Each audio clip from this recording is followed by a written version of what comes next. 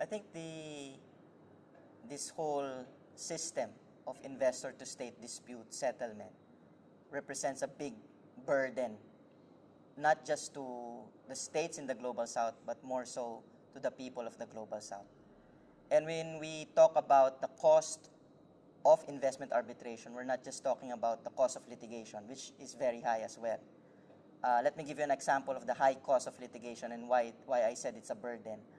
The German company Fraport sued the Philippine government over the construction of a new airport terminal. And it demanded close to 700 million US dollars from the Philippine government. That alone, that demand represents a strain on the government budget.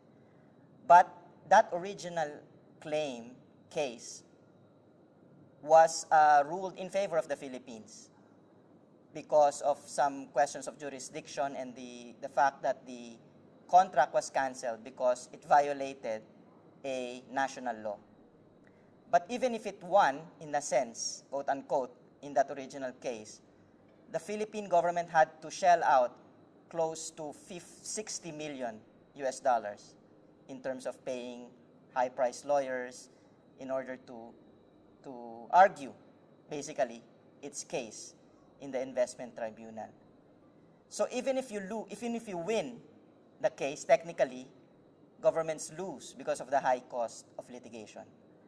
But other than that, there's also a deeper environmental, economic, social cost that is a burden not just to governments but to the people because of the effect of investment arbitration on the power of governments to come up with policies that are imbued with public interest.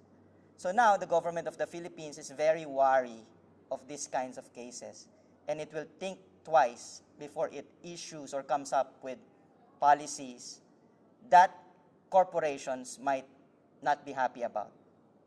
So when we talk of the high cost of litigation, we're not just talking of the amount of money that is required to argue your case.